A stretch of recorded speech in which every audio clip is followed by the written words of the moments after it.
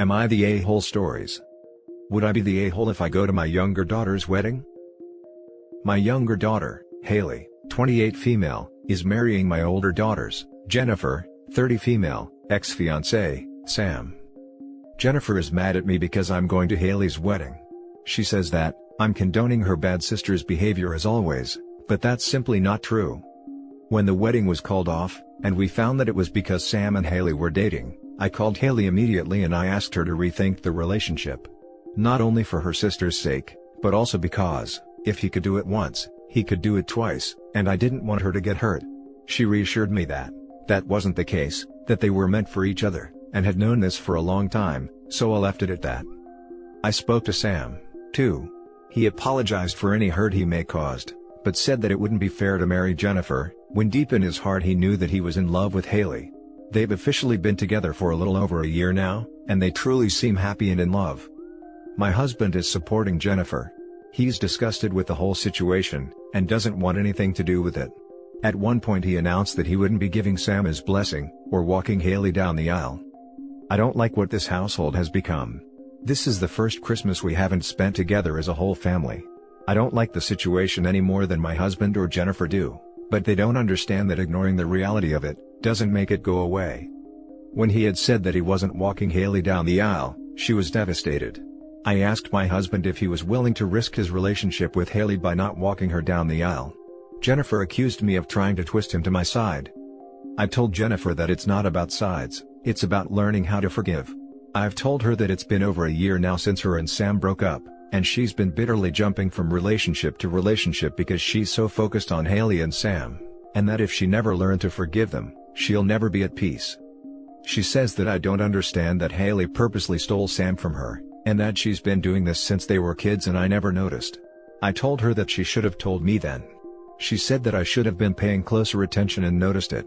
I told her that she had to learn to let go of certain things in the past in order to move forward, and that if Hayleigh did steal Sam as she claimed, then Hayleigh did her a favor. She didn't want to hear that, but it needed to be said. I also offered to put her on a three-way call with Hayleigh, but she declined. Then she gave me an ultimatum. She said if I go to the wedding, it means Hayleigh was my favorite child all along, and that she'll never speak to me again.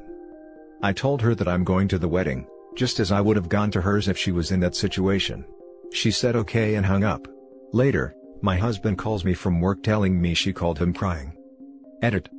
I wanted to answer some questions here. Question: were Sam and Hayleigh having an affair, or did they start to date after the wedding was called off? I'm not really sure. I never asked for details, and I'm not sure I really want to know either. From what I've been told, Sam came to Jennifer and told her that he couldn't marry her because he was in love with Hayleigh. Question: when I spoke to Hayleigh, why didn't I tell her she was wrong? Because if she doesn't feel like she's wrong at the age of 28, then nothing I say will convince her otherwise. We've all known what's it like to be in love with someone that people we care about don't like. And how did that turn out? Despite warnings, we had to see it through to the end and suffer the consequences. Because I loved her, I still warned her, but it's up to her to make the decision for herself now. Question: why am I supporting Sam and Hayleigh's relationship despite the hurt it causes Jennifer? I'm not supporting the relationship, I'm supporting Hayleigh. Not because of what she did, but because of who she is. That's my daughter, and no matter how much I disagree with her or Jennifer's actions, I carry them, both of them, inside me, and my love for both of them is unconditional. I've supported and comforted Jennifer to the best of my ability, and I will be here to do so until the day I die, but that goes for Hayleigh, as well. Now for the top judgment. You're the a-hole. Your daughter breaks up your older daughter's relationship by cheating, and you support her over your betrayed daughter?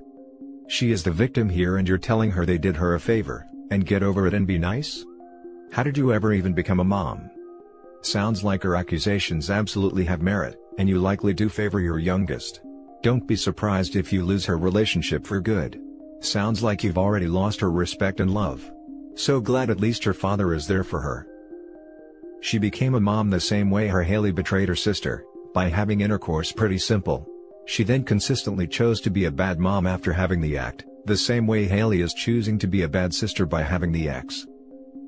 You're the a-hole, as are Hayleigh and Sam, but that goes without saying. You are treating this as a relationship issue involving Sam, and it's not.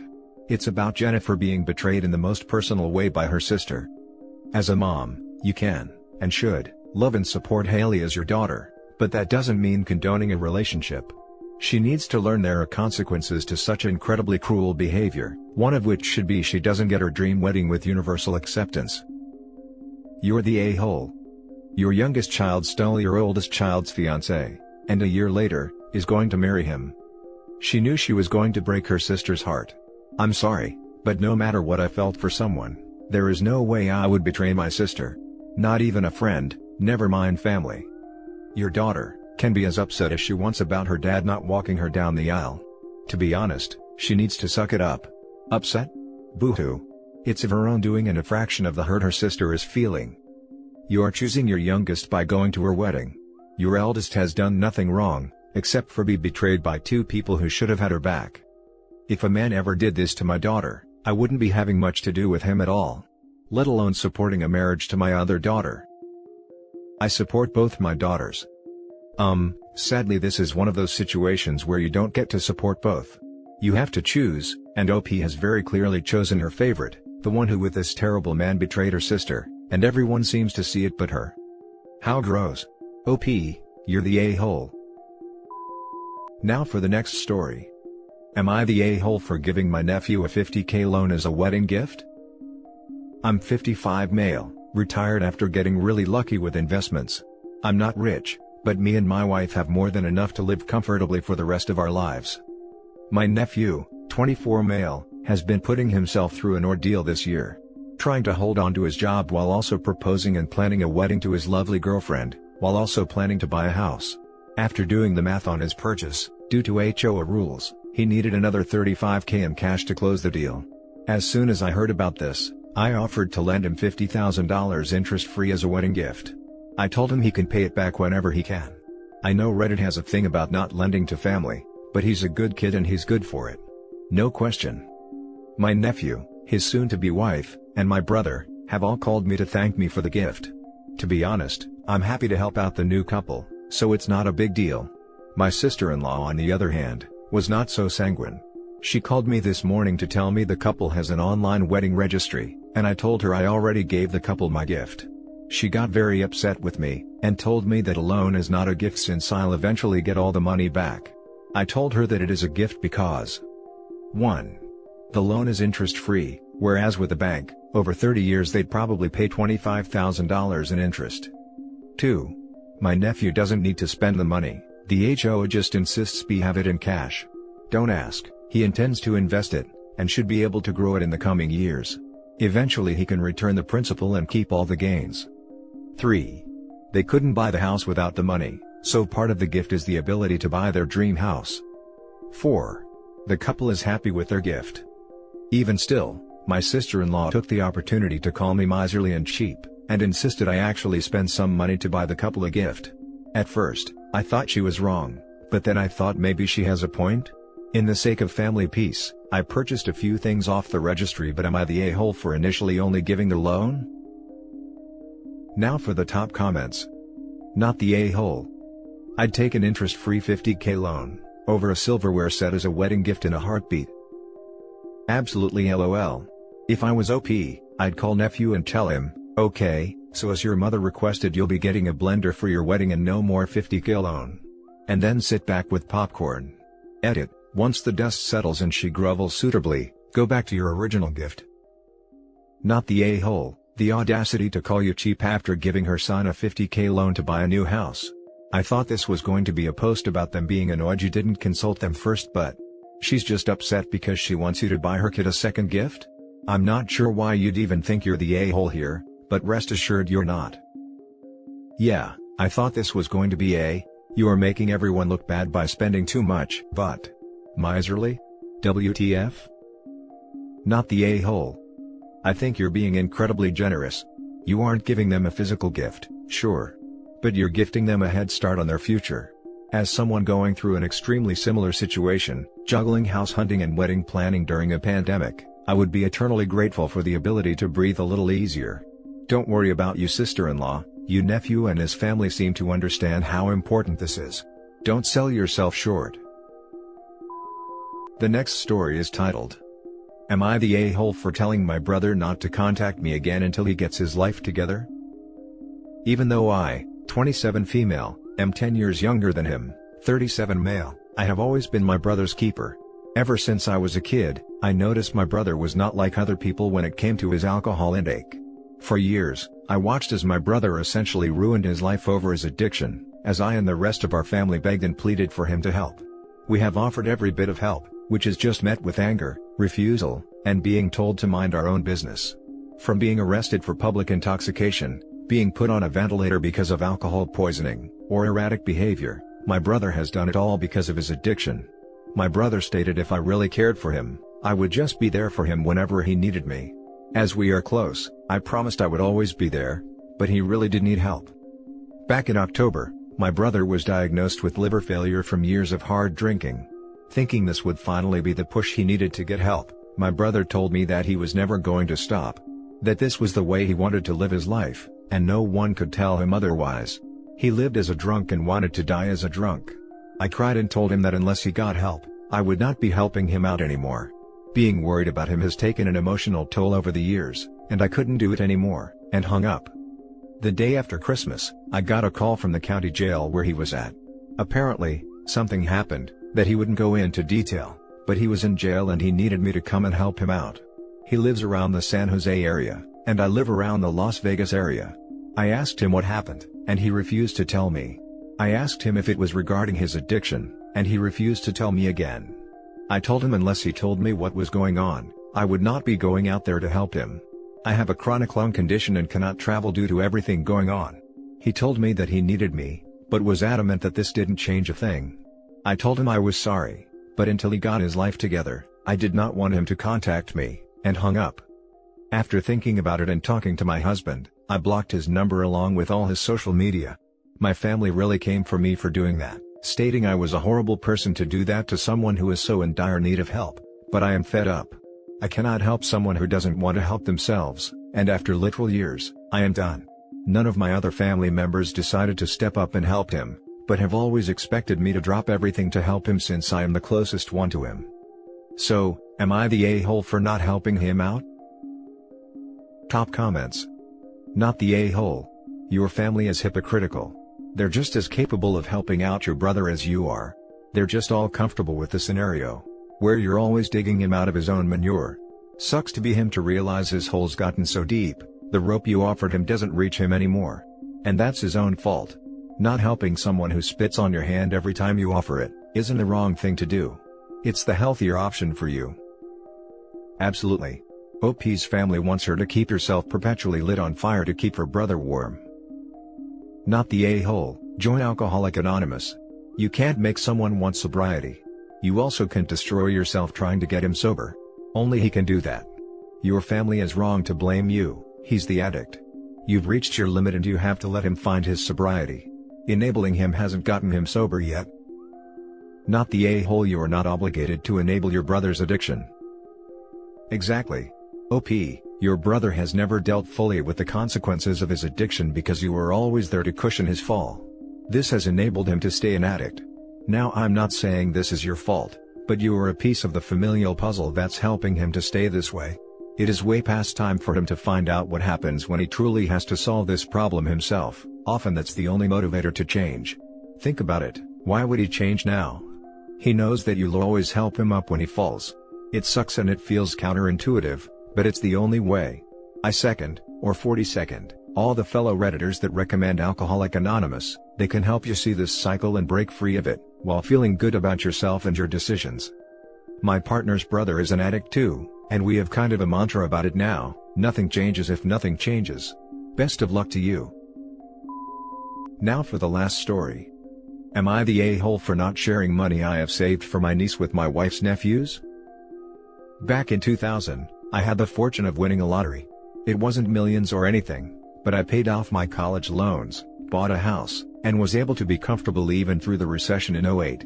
When my niece was born 3 years later, I immediately loved her like my own, and decided she would have the same head start I did. Now, my niece will be 18 next year, and I've saved enough for her college, and for her to outright buy a decent-sized house whenever she's ready. My living expenses have only been a few thousand a year, and my job pays very well, so I've saved most of my pay for this. This will hopefully allow for her to pay it forward to the next generation and always be comfortable. The issue is my wife. We've been married 8 years, together 13. We've had multiple talks, and have agreed to keep our finances mostly separate, mainly because she had a financially abusive relationship before we got together. We have a shared bank account for our few expenses, vacations, and buying gifts for loved ones. Otherwise, savings, retirements, everything is separate, to the point where she didn't even want me to add her name to the house. Neither of us wanted kids, so that's not an issue. I'm happy with my niece, and my wife is happy with her 3 nephews. However, one nephew is the same age as my niece, and is freaking out about what he's going to do, since he didn't get a scholarship he was hoping for since he's graduating after next semester. My wife and I were discussing it, and I asked if she had saved up anything. She was surprised by this idea, and asked what I meant. I told her what I had saved for my niece. And now she's demanding I split it. There would still be enough for her to go to the college she wants, just not buy a house. I'm not happy with this. My wife has also had very low living expenses, and hasn't saved anything for her side of the family. I'm happy to give the kid gifts, but I want my niece to never be scared of debt or being homeless. Am I the a-hole for refusing? Edit. Quick edit to clarify some things. My wife moved in with me after 2 years of dating. Ever since then, the only expenses she's had to pay are half of utilities, half of groceries, and half of our fund money. Both of us contribute about 10 to 15K a year to the household depending on what our vacationing plans are, and the rest of the money is ours to do with as we want. I know she had some debt when we first got together, but she finished paying that off years ago. Other than those combined finances, no, we really don't talk about money.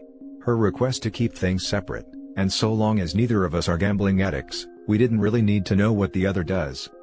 Finally, I really don't consider her nephews mine. I've met them all of 2 times, while I see my niece multiple times a week. The difference in living on different sides of the country, I guess, and my wife doesn't really talk to them on the phone. Her and her family text all the time, but since they're not big phone callers and I haven't been added to the group chat, I'm okay with not having a relationship with them. My wife has, before, expressed liking the fact that I'm not close with her family, since her abusive ex was friends with a lot of them, and it was hard to separate her life from him once they broke up. So these people are pretty much strangers, so I don't consider them family, but my wife's family.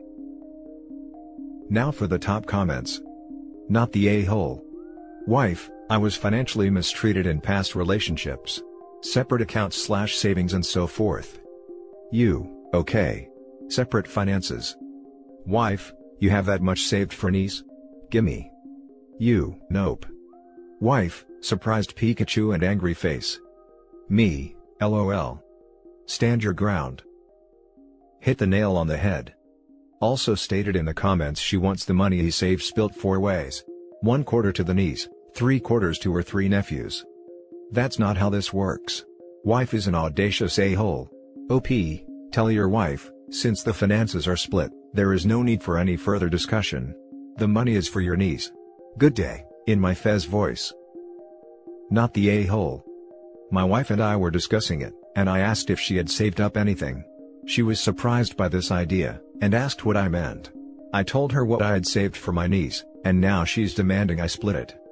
Unless I'm misreading this, you didn't mean she was surprised to find out that the fund you'd been saving for your niece since before you even met her, wasn't some universal fund for all relatives, hers and yours alike, but more, she was surprised at the general idea that one could save up money and give it to a family member in need. And then, having made no efforts nor sacrifices over the years to put together such a fund on her own, decided she had some kind of say in yours. And again, in a fund whose existence predates her initial appearance in your life by years. You were reading it correctly. She hadn't thought of saving money for her family. She's saved a lot in stocks and her 401k, and the retirement accounts, but not a lot for her family's future. Not the a-hole, your wife has no right to demand money from you for her nephews. When she was in the financial abusive relationship, was she the offender? She was the one mistreated. So, we shared the handful of things to share money for, vacations we want, the handful of living expenses we had left, things like that. I don't fault her for not wanting to combine, but yeah, this just leaves a bad taste in my mouth. And that's it for this video guys. If you have thoughts to share, leave a comment below. Don't forget to hit like and subscribe if you like this content. I'll catch you in the next one. Good day everyone.